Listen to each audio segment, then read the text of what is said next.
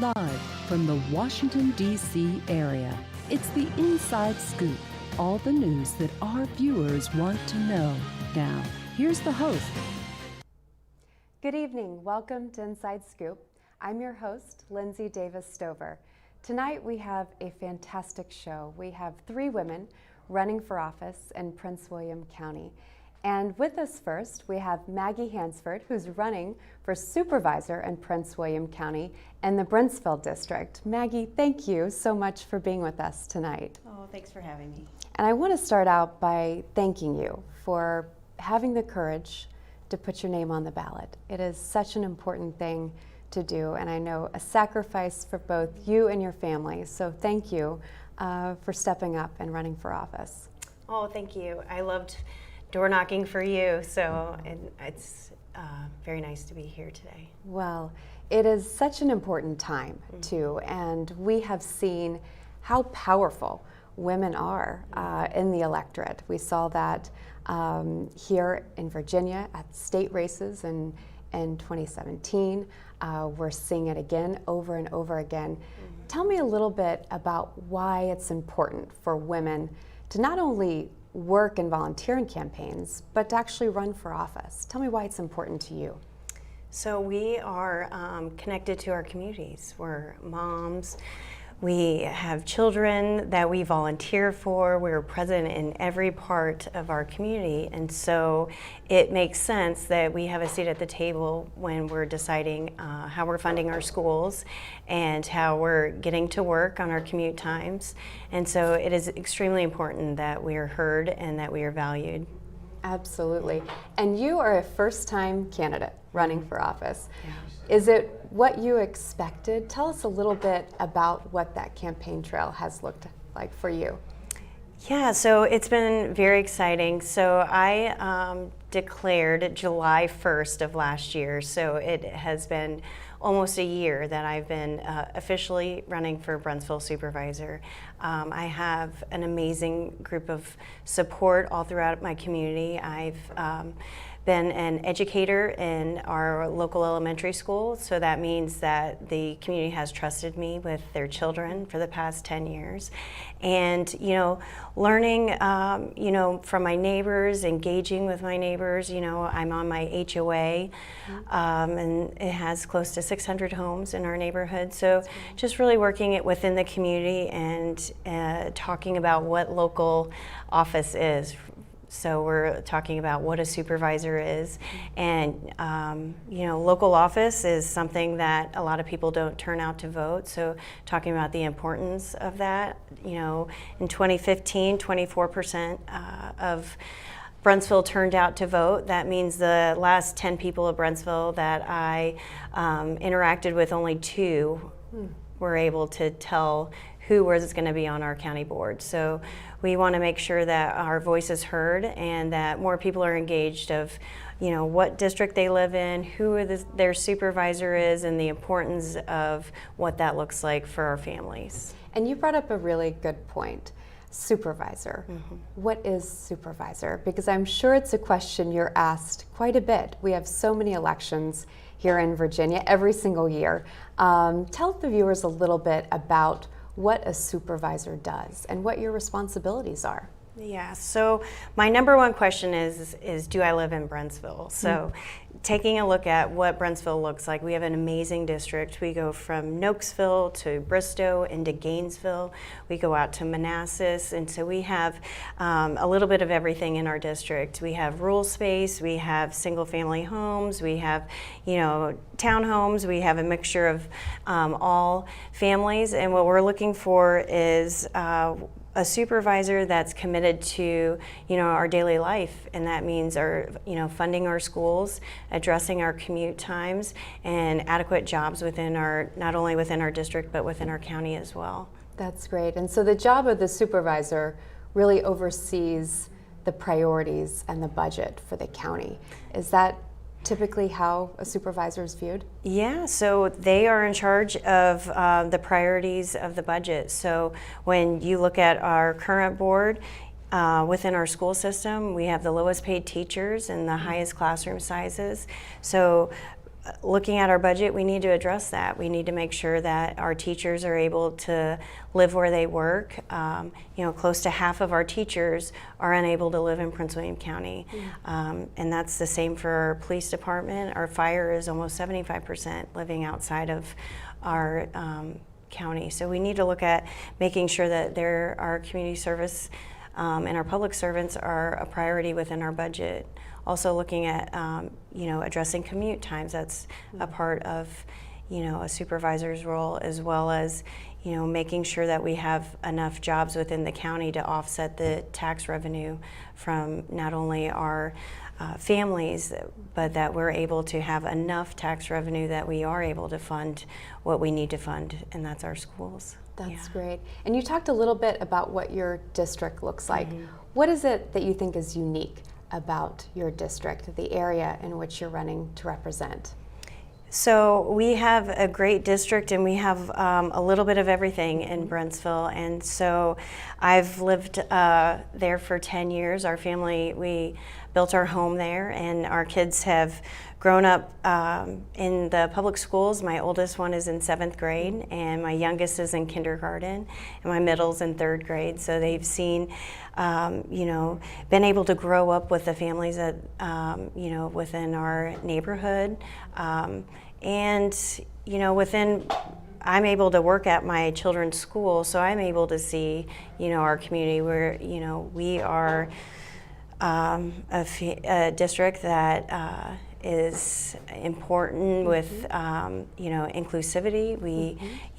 We just this past year, the board passed a proclamation for Pride Month, which was a step in a good direction. So we're hoping that that happens again this year, and that's a good way of showing to not only Northern Virginia, but all of Virginia, that Prince William County is welcoming to all families, and it shows our families that the board isn't worried about what type of family you are. That we're all welcome here, and that only doesn't just benefit our families, but it strengthens our business community, as well as has businesses come in and know that we are, we're a loving community. Absolutely.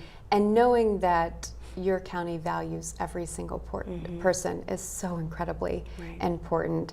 And I had read somewhere that 85% of residents in Prince William County actually work outside of the county. Is that right? Tell me a little bit about that, because as you talk about making sure it's an inclusive community, I think it's important to ensure that the community also is able to not only provide housing but jobs for everybody in Prince William County. So 65% of our community commutes outside of our district, so and outside of the county. So I'll tell you, local politics is about daily life. So this is what how that looks. So my school is open from 9 to 4, and we start having children come to our school at 6:30, and they leave at 6:30, and that's because their parents have long commutes. So the kids come extremely early, and then they leave, as late as 6:30. And those, that group of children doesn't decrease every year; it increases about how many kids are at our school for 12-hour days. And so when parents are commuting outside of our district, that's where it hits home, is the amount of time that our kids are away from their parents, as well as how much family time they're having. So right now, a lot of what I see in our community is people living in their cars with commute times rather than being at home with their family. So we are working very hard this year to be able to change those priorities to address transportation. One of the things that I love to talk about in Brentsville is that the last 5 schools that have been built in Brentsville have 0 kids walking to them. So that means there's more cars on the road, that our school system is spending more money on buses.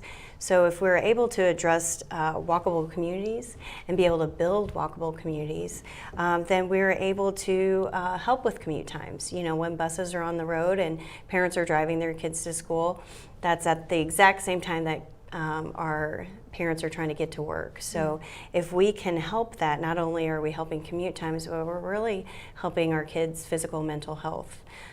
So at all of those 5 schools, there are actually kids that can see their school from their house and they can't walk to it. And it's very simple.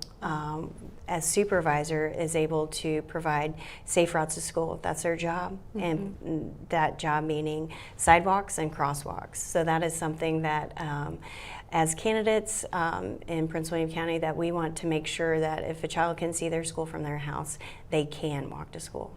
That is so important. My supervisor just recently helped build a sidewalk that allowed students that are going to our elementary school actually get there safely. And I think the safety of children as they get to and from school has to be a priority that we all focus on. And two, you have such an incredible background when it comes to education. Let's talk a little bit more about that. You said that teacher pay is actually the lowest in the entire state, but you have the most amount of students in your classroom. Tell me a little bit about what you can do as supervisor to ensure that education becomes a priority in the county. Yeah, so Prince William has lowest paid teachers in Northern Virginia. And the cost of living is extremely high, as you know. So it is definitely hard for a teacher to be able to live and work in Prince William County. Multiple teachers have, my colleagues, they have multiple jobs. They commute from long distances to work. I had a teacher commute from Orange County, and that's hours to get to work. And that means that we are not providing the type of pay that's able for our teachers to live where they work. And that's important because we want them to be a part of the community. And when a teacher doesn't live where they work, they can't vote for a supervisor. Right, absolutely. Well, and two, you had talked a little bit about the district, and it's such an interesting district because you have suburban areas and you have very rural areas. How will you be a champion for the rural areas of your district? So I meet people all throughout my district every day, and so tomorrow's the last day of school, so I feel like I have one less job on my hands for the summer. So when you meet people, it doesn't really matter where they live. The daily life issues are the same. So when we're talking about daily life issues, people care about their schools, people care about commute times, and people care about jobs. And 85% of the tax revenue comes from all of my neighbors. That means that we don't have a tax base that's balanced. So we need to focus on strengthening our current businesses and bring in the more businesses. That way we're able to strengthen our schools. When businesses look at Prince William County, they want to see strong schools. They don't want to see the lowest paid teachers and the highest classroom sizes. So my oldest son is in a trailer in middle school, and so when we have trailers in Prince William, not only do we have trailers, but we have the most kids in those trailers in Northern Virginia. So we have a lot of work to do, and it's the supervisor's job to adequately fund our schools. And right now, I feel like we can do better. And when you know better, you do better. And I see it firsthand as a teacher, as well as a mom, that we could definitely do better. Absolutely. And you bring so much to this race as an educator, as a mother, as an activist, someone who's very involved in your community and the HOA. Tell me a little bit about that service and what that means to the commitment that you'll bring to this position.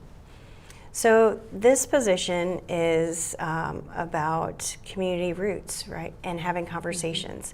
So my job within the school system is I'm a speech pathologist. So I have a master's degree in communication disorders, and I feel like there is a better way of communicating at the the supervisor level, there is a way, instead of our community going to our supervisors should be going to our community. It's really hard when you have a long work day to meet to go to a town hall. That's very hard when you need to come home, there's dinner to be made, the kids need to go to practices. So a lot of times that's why a lot of people don't end up voting, because they don't know what's happening at the local level.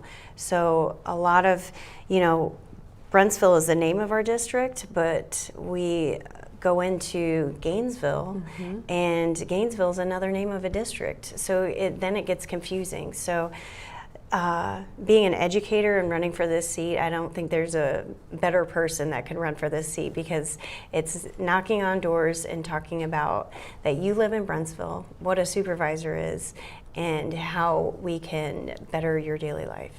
That's great. And we talked a little bit in the beginning about participation and the importance of participating in elections. We have seen a lot of energy right now. Can you talk about that energy in Prince William County and things people are doing to stay educated and energized and engaged at all levels right now?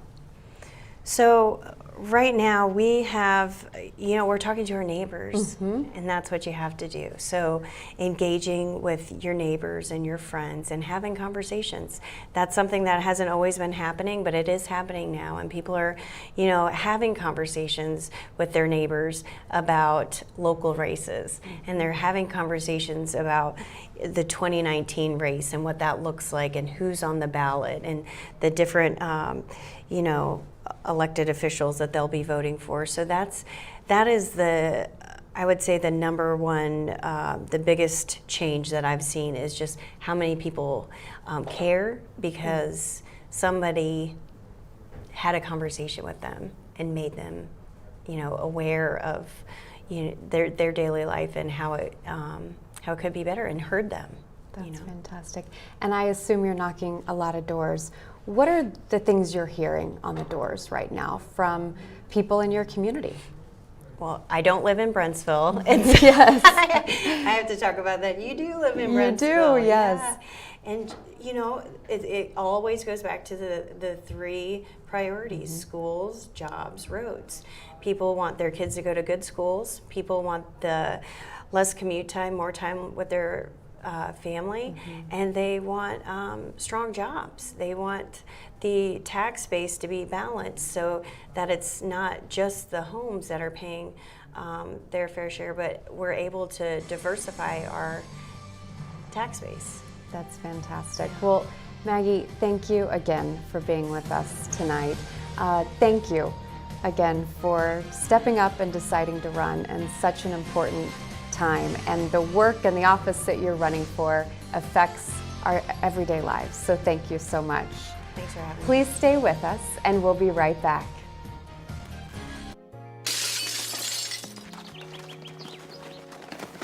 Nice going, Spencer! I can't believe we broke Old Man Hennessy's window. Correction, dude. You broke. I just threw the ball. This is really bad. What are we gonna do? We? Go to the door, ask for the ball back. Are you serious? It's my ball, Myrtleback. You're so dead. I'd run away. Yeah, to Uruguay. Kiss your life goodbye. Sorry. Let's go. See ya. Remember me and your well. Nice one. Some friends you are.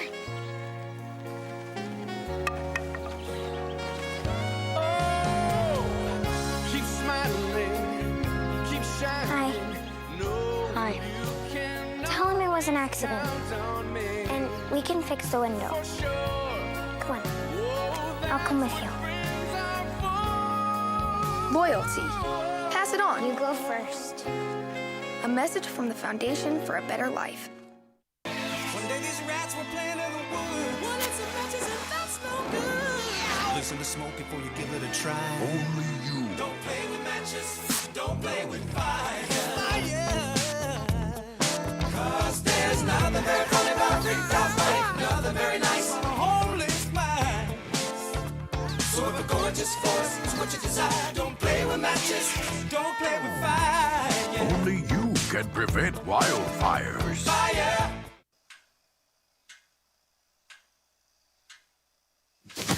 Awkward. I'm the awkward silence. You try to avoid me, then there I am again. But an awkward silence can be a great thing. Like Kelly here is about to demonstrate. You haven't really been yourself lately. Are you okay? Find out how you can help a friend with their mental health at seizetheawkward.org. We're back to the Inside Scoop. Here again, your host. Welcome back to the Inside Scoop. I'm your host, Lindsey Davis Stover, and we're now joined by Andrea Bailey, who is running for Supervisor in Prince William County in the Potomac District. Andrea, thank you so much for being with us tonight. It's a pleasure to be here with you. Well, I am so excited you're running for office, so I just really want to start out by thanking you. I know it's a sacrifice for you and your family, and thank you for stepping up and doing it, because it's such an important time to run for office. Well, I appreciate your encouragement. I appreciate your appreciation of my running for office. I believe that it is a calling that I have at this time in my life to serve the people. That's fantastic. Yes. And you know, we have seen, and Maggie and I talked a little bit about this in the last segment, how important it is for women right now. Absolutely. In particular. And we just had a situation in Fairfax County where the Washington Post actually didn't endorse a single woman in the county running for local office. And I think it's just really important that we continue to encourage women to run and stay involved. Can you speak a little bit to how important it is for women to be out there engaged and running for office at this particular time? Well, I think women pave the way for what's needed here in our country today. I think it's absolutely the right time for women to run.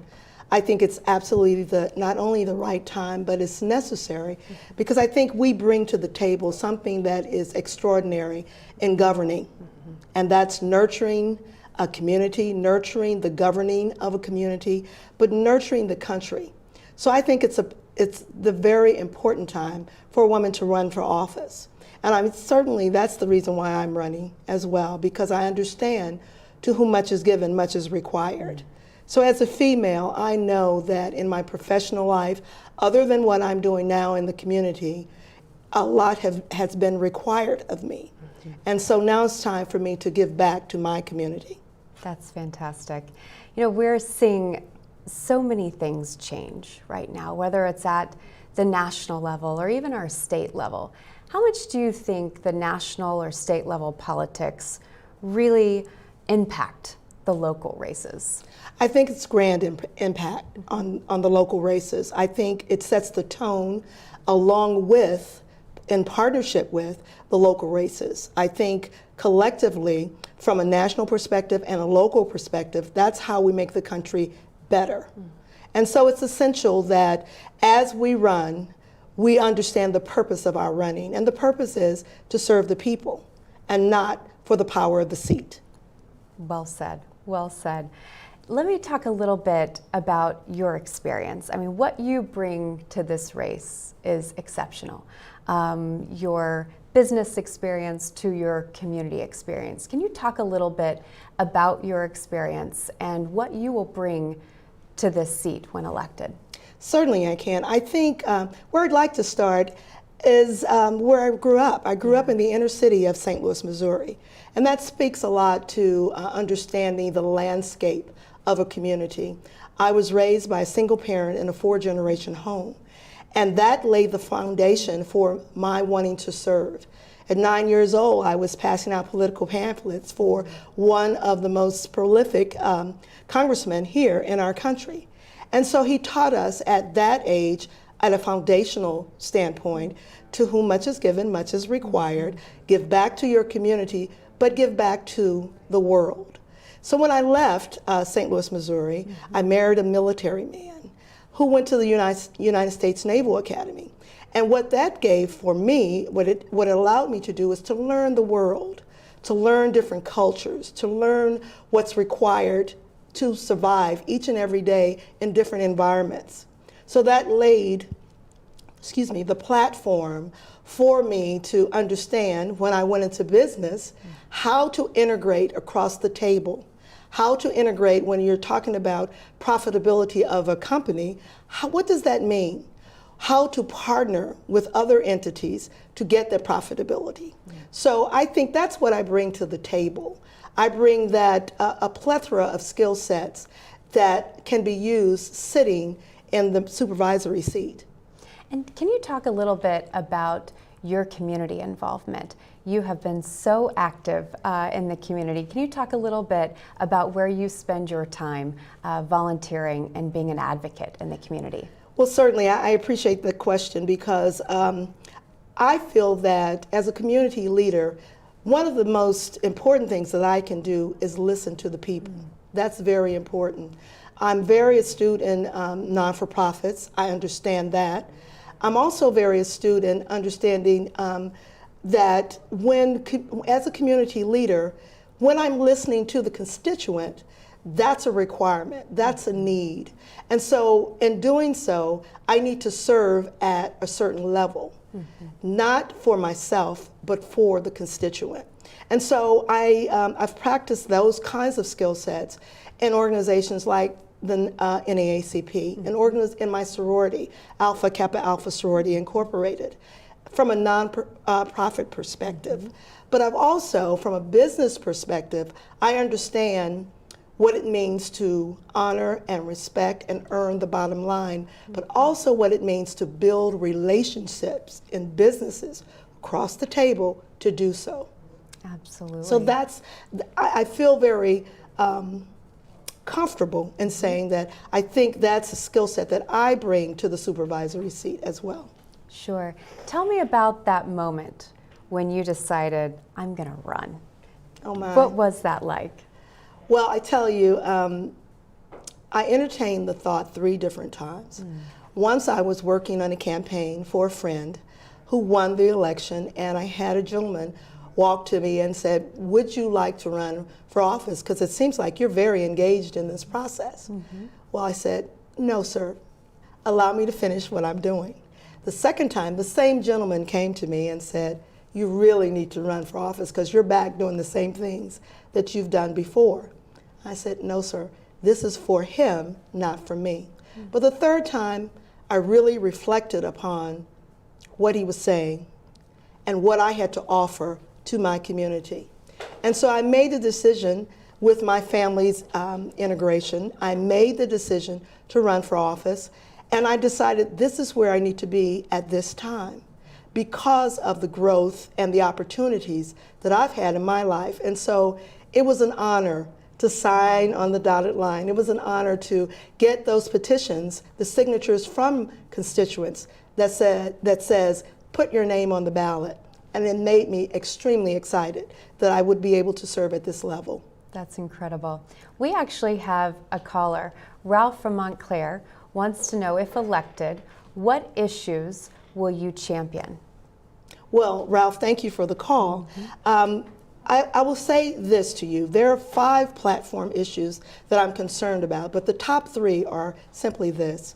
I believe that we have an opportunity in our country, as well as locally, to serve at a higher level as it relates to mental health. That's one of my platforms. Mental health goes across the board, from the classroom to the city hall to the streets. It goes across all those genres. And so mental health is very important to me to make sure that we're providing servants at that level to serve the community, as well as services to serve the community. Also transportation. Transportation in Northern Virginia is absolutely horrendous. And we need to be able to serve the people and make sure that they have proper transportation no matter where they live, because people want to live where they work and work where they live. That speaks to the quality of life for families. And so transportation and eliminating that gridlock, if you will, on the roads, improving the roads, but making sure we're eliminating the gridlock with improving the bus systems, providing buses for the constituents, as well as the VREs, the railway systems, making sure that we do have trains coming in and going out on different schedules to provide better transportation. And of course, there's that wonderful thing called the Metro. Yes. Now that may not happen overnight, but I think it's an opportunity for us in my community. And talk a little bit about the Metro. What would you advocate for? Well, I would advocate for a case study to find out exactly what's required to bring the Metro to our community. It's not serving the community appropriately by saying no. So we should do a case study just to see what that looks like in terms of land use, in terms of budgeting, in terms of what the requirements are, in terms of making sure that we are partnering with different railways within our community, the yellow line, the blue line, the orange line, making sure that the case study speaks to that with the transportation issue. And education, too, I know is something Oh, you're absolutely. very passionate about. Absolutely. Can you talk a little bit about the priority you'll place on education if elected? Well, let me say this. I am, as I said, an inner city kid, and I was reared on the public school system in St. Louis, Missouri. And it was my second grade teacher that told my mama, she's bright, she needs to go to college. And so Mrs. Piper saw something in me that maybe my parents didn't see. And so she was the teacher that made the difference in my life. And so I think it's absolutely required upon public servants, like in the supervisory position, to respect and honor the teachers, the educators that are teaching our babies. That's absolutely necessary, and pay them appropriately, as well as making sure that the curriculum that we have in the schools are not intimidating to the students, but enhancing to the students. And what I mean by that is every year we have a system called SOLs. Yes. And it only brings about tension within students. So I think we have an opportunity there to revitalize or revise the teaching curriculum that we have in the schools.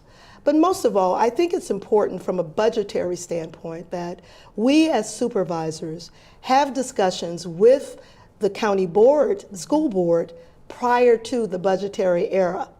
So not at the end of the year, but continually through the year. Those kinds of discussions that identify what the needs are in the school systems, and we appropriately allocate the funding for that. We have students that are learning in what we call today learning cottages. Yes. They really are trailers, and that is very mentally unhealthy to our students. So we need to fix that. We need to fix that in a big way. And so my interest in the educational system is to make sure that we are providing across the board the funding that's necessary to eliminate those types of problems. Absolutely. And we want all of our children to have a Mrs. Piper Absolutely. in their life. Absolutely. And we have to be able to pay our teachers so that they can live in the areas in which they teach. Yes, I agree. I think it's most of our teachers live outside of our county because they can't afford to live within the county. And I think that as far as the students and their learning capabilities, I think that's not fair to the educator as well as the students, because the students are with the teachers the better part of the day. So why not pay our teachers appropriately so that they can live in the community that they serve? Absolutely. And you have really done an incredible job of threading a theme of service through your commitment to run and your commitment to be a servant of the people in this position. You had said earlier that your husband served. I know that your son does as well. Absolutely, yes. So you are definitely a service family. Can you talk a little bit about what service does mean to your family and how you will take that into this position? I so appreciate the question because we are servants in our families. And thank you for acknowledging my husband spent 23 years in the Marine Corps. My son finished his commission in the Navy, and both Naval Academy grads. And we believe in our family that community is important. And so servanthood is important. That is partnered with leadership. You cannot be a leader without being a servant. And over my career, I've had several management opportunities in my career. But at the end of the day, my productivity was based upon my servanthood. And so at the knee of my grandma, I learned that when you serve, then your character is developed. If you do not serve, then your character is displayed. Wow, that is powerful. That is incredible. Yeah, well, that's where it comes from. I remember my grandma taking people in the communities to vote at the local polls from our home, serving them cookies and punch, and then they go to the polls. So being a servant, my husband and I are servants at our church. We moved from the area that we retired in to the area that I'm running in to serve at a higher level.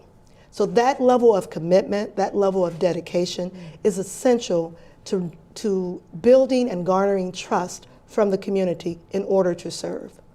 Absolutely, and I know you're on the doors and you're on the phones connecting with the people that you will be serving. What are you hearing? What are the top challenges people right now in your district are talking about around the dinner table? Well, Lindsay, I think from a national perspective as well as a local perspective, trust is essential. I think that when I'm talking to constituents, they just want to have an honest living. They just want to live simply in their communities. They want to be able to have recreational facilities where they're living, to walk through in the parks, to have trailways, to have bike trails, to have those simple things that helps a family to stay together. So those types of things are what I'm hearing from my constituents. I'm hearing that they're tired of working 2 jobs outside of the communities, not having the appropriate transportation to get in and outside of where they live. So those types of conversations, as well as I'm hearing that they want to bond with different cultures. And so we have to create a more holistic environment within our communities to make sure that we're serving different cultures, because we live in a very diverse environment. So that's required, I think. And the way that you do that is by listening to constituents to assure that they know that you have their best interest at heart. Absolutely. And if people want to go and find out more about you as a candidate, or they want to find out if they're actually in your area that you're working to represent, where is the place that they could go to find out more about you and whether or not they live in your district? Well, I invite them to go to www.voteandreabailey.com. Great, and they'll be able to learn more about the district that you're running to represent, and about you as well. Absolutely. Well, great. Well, thank you so much for being with us this evening, and thank you for running. Thank you. Please stay with us, and we'll be right back. Your time is gonna come. Your time is gonna come. It's up to you to reach out to be that friend who comes along.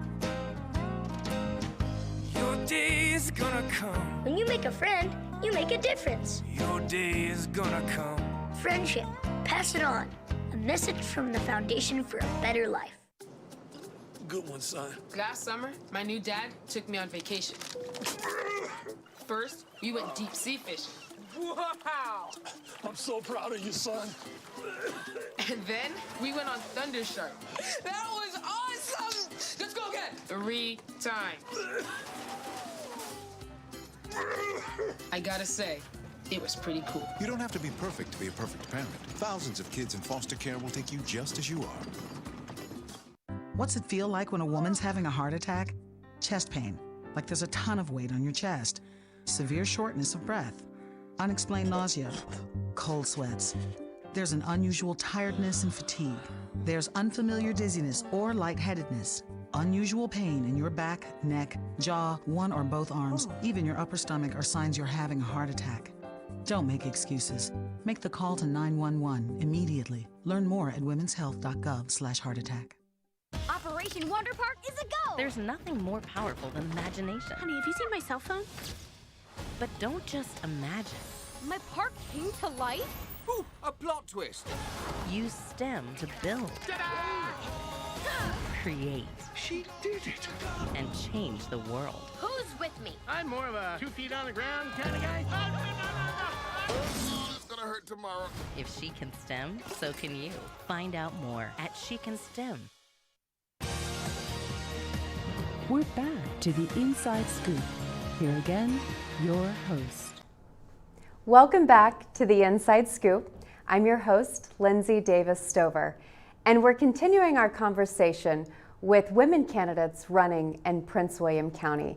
And we're joined this evening by Ann Wheeler, who's running for chairman of the Board of Supervisors in Prince William County. Ann, thank you for being with us tonight. Thank you for having me. And I too want to thank you. I want to start out by thanking you for putting your name on the ballot and the sacrifices I know you're making to run for office, but it's so important, so thank you. I'm excited. You know, it's something that I love to do and love being involved in the county, so it's a great fit. I enjoy waking up every morning doing this, actually, getting more involved. That's great. Yeah. And we talked a little bit with Andrea and Maggie both about the importance of women in particular staying involved at all levels of government, I think at all levels of campaigns, and even running for office.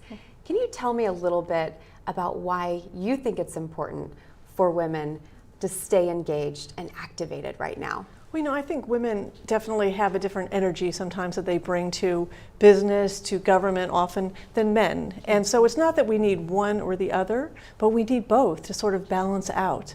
I think women can be more collaborative, more compassionate. And of course, you know, are just as qualified as men and just have just as much to offer. And so I think by denying half the population some kind, and we're only doing ourselves a disservice by not having women involved in everything, really. Right.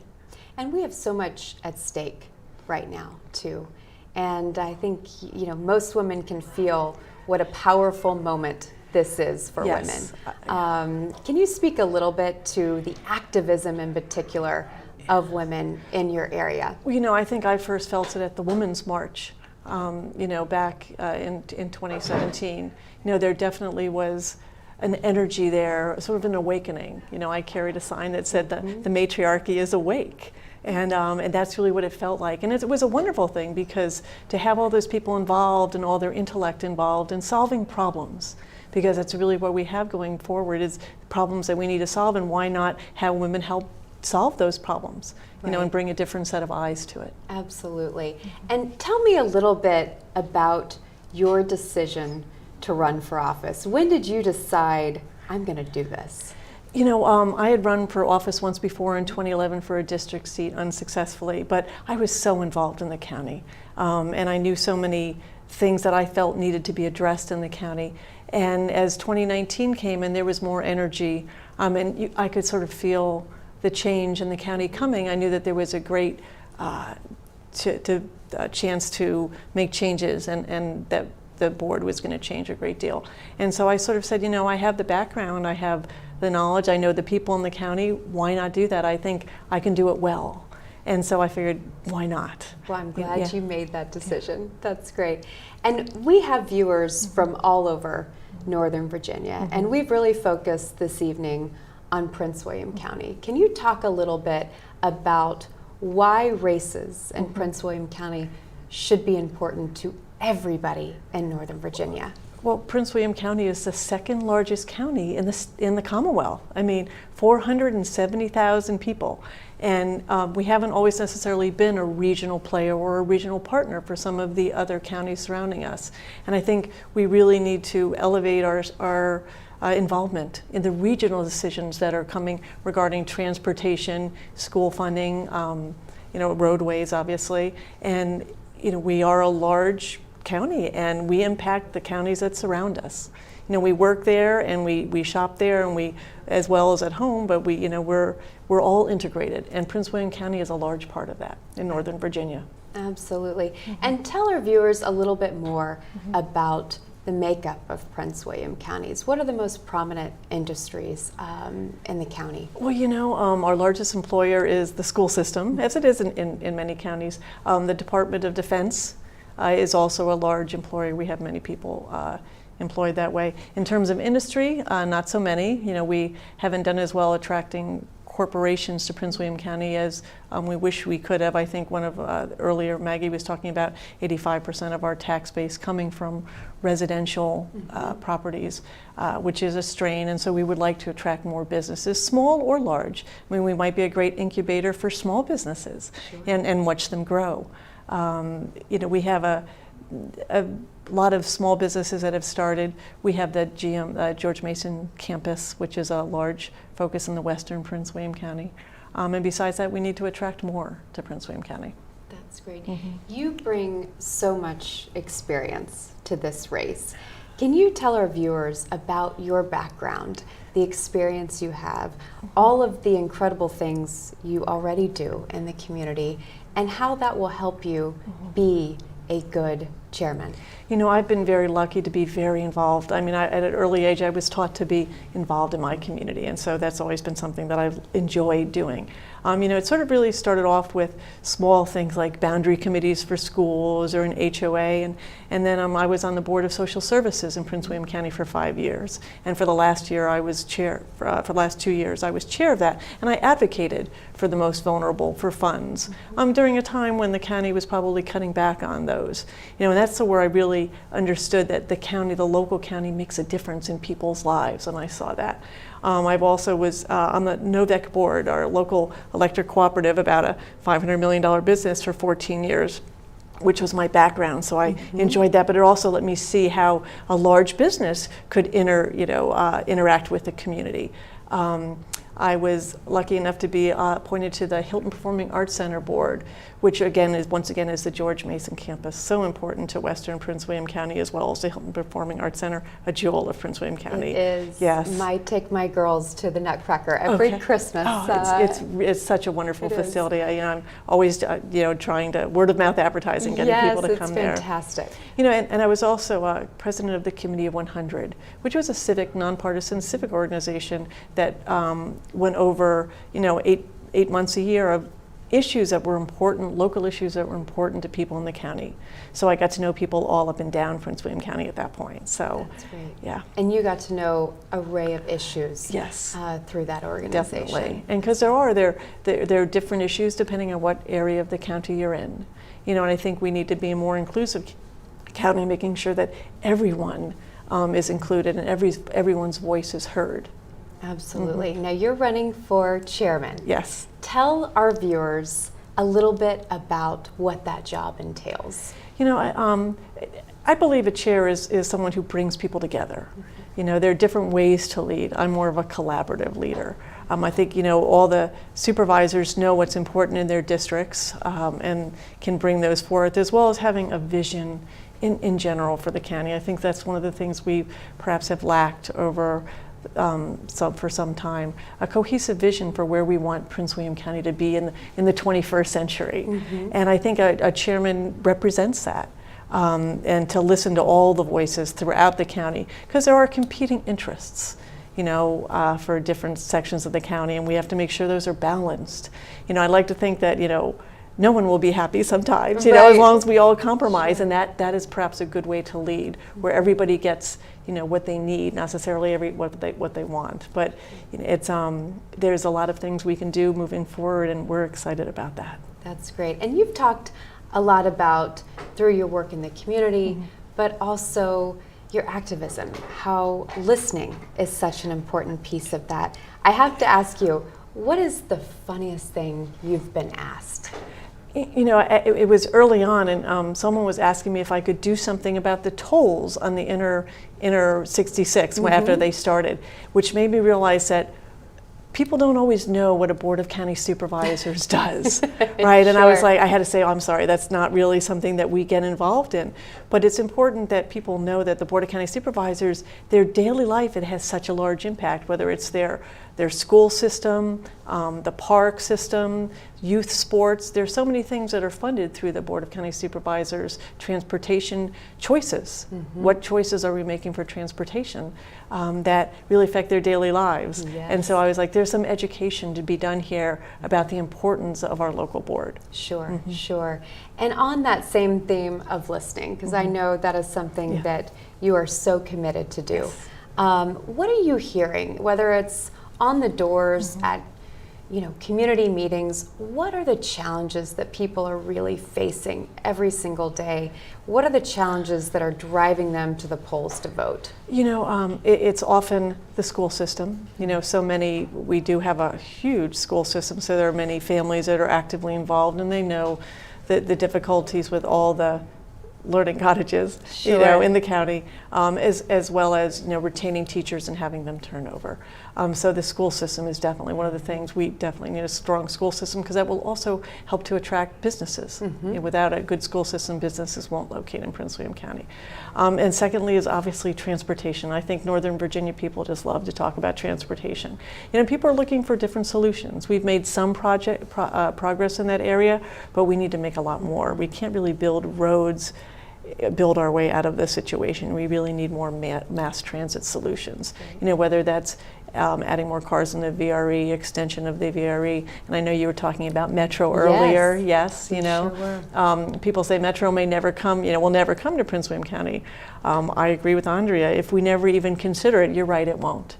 But why not even study it? So 10 years down the line, when Metro is in a better place to expand, we are shovel ready to have it come to Prince William County. I love that, shovel ready. Yes. You will be ready. That's fantastic. Yes. Now, as the chairman of the board, you will oversee in many ways the budget for the entire county. What will you prioritize in the budget moving forward? Well, and I love numbers. So yes, you do. I do love numbers. That. So it's really about priorities. And seeing that those priorities are funded. And one is obviously the school system. Yes. We have a revenue sharing agreement in place in Prince William County for many years, and for a long time I thought the revenue sharing agreement was protecting the schools. I've determined that that's not necessarily the case because our schools are underfunded. So perhaps we need to look at changing the revenue sharing agreement and giving a greater percentage to the schools. Definitely looking at making sure our public safety is well funded, as well as some of our social services. There are competing interests. Sure. But schools, transportation, and public safety are definitely my top 3 priorities. That's fantastic. And I think as you move through this process, and that some days you feel like you are campaigning and talking all day long. As you move through this process, what are you seeing? I mean, what are you seeing as far as the level of involvement among your neighbors and the people you're working to represent? I think over the last 2 years in general, people are more cognizant of the fact that government can make a difference and that they have to vote. That's really, I think we just saw that in the last election in 2018. There was a high percentage of voting participation in Prince William County. And I think even though this is an off election year, we will see a much higher percentage than we did in 2015, which I find exciting. People engaged in their community, caring about what's happening, knowing that they can vote to make a difference. When you see races come down to a film canister and changing the balance of powers, people know that one vote can really make a difference. And I think we've all learned that the hard way. We sure have. We sure have. And that's such a great way to say it because we have experienced one vote really making a difference. Yes. And which was exciting that people are empowered, though, that their vote actually does make a difference too. It does. It absolutely does. How are you able to reach voters right now? What are you doing to make sure that you're engaged with your community and the voters as we move towards the election day? I go to a lot of large events. Prince William County has 480,000 or 470,000 residents, 280,000 voters. It can't really knock my doors, through to that, though eventually we will be doing that. I tend to go to a large events and just speak to people. And I run into people I know, they go, boy, you're everywhere. And I go, well, that's what I'm doing. I'm out in the community, every evening, every weekend, just sort of experiencing the breadth of what Prince William County has to offer. Last weekend was the Occoquan Crafts Fair. which was wonderful. Yes. To go and see and talk to people and talk to voters and see what they care about. And being accessible, Mm-hmm. right? Yes. It's not a full-time position necessarily, but I tend to make it a large part of my life where I can just be involved in my community because I love that. That's fantastic. That's fantastic. And we talked a little bit previously about jobs. What are some ways in which you want to work to attract businesses to Prince William County and make sure that it does become a place that people can live and work close to home? I think there are a few things involved in that. One is actually going out and being an ambassador for Prince William County. Our Governor Terry McAuliffe went out and was an ambassador for Virginia and brought back jobs. And I think that the board in general can be an ambassador for the county and talk about the wonderful things that we have in Prince William County. And it's making sure that fits with our economic development, making sure those people have a targeted way to know what places are available for development for businesses. It's also, I've talked to someone about maybe it's a small business incubator, and those small businesses that actually then grow into larger ones and stay in the county. I love that idea, because that really is homegrown, so we can definitely try to foster those kind of things too. Yeah, and we've seen time and time again, those small businesses are really that steady engine to our local economies. So we do have a lot of small businesses and business people, and I've been talking to some of them throughout the county, and which is, it's exciting to hear that they're successful and that their businesses are growing. That's fantastic. And I know in terms of growing, the entire county is growing. Yes. Talk about that growth and the importance of the chairman position as you're managing that growth and making sure you're still be able to provide the services needed for the citizens in the county. Well, and I think that's one of the things to acknowledge is that we are still growing. We are a county that's still growing, and I don't think that's going to change. And so I'm excited about trying to manage that growth and do it well. I think that's one of the things that can make us more efficient in terms of services. Where do we see that growth? Where does it go in? Do we put in density around transportation nodes? A little wonky, I know, that's but great. Can we make those decisions to make growth efficient? Is one thing, and then making sure that. We also have growth in areas that are existing, and we haven't necessarily kept up with the services because we've done it sort of small growth here, small growth there, maybe at the eastern end of the county, where the services haven't kept up. It's easier when large places are going in to know that we need schools and firehouses, but that same thing is happening at the east end, and we haven't necessarily caught up with that. So it's making sure we manage that growth and making sure everyone's needs are attended to. That's incredible. Now, for our viewers, because we talked about how important this race is, not just for Prince William County, but for all of Northern Virginia. Tell the viewers where they can go to find out more about you, more about Prince William County, and about this race. I would ask them to go to Wheeler for PWC, FOR spelled out, on the internet, and read my webpage and find out more about me there and how they can get involved. Thank you. And thank you for being with us. Thank you so much for having me. I really enjoyed it. Thank you. It has been incredible to sit and talk to three remarkable women who have put their name on the ballot. Thank you for joining us this evening.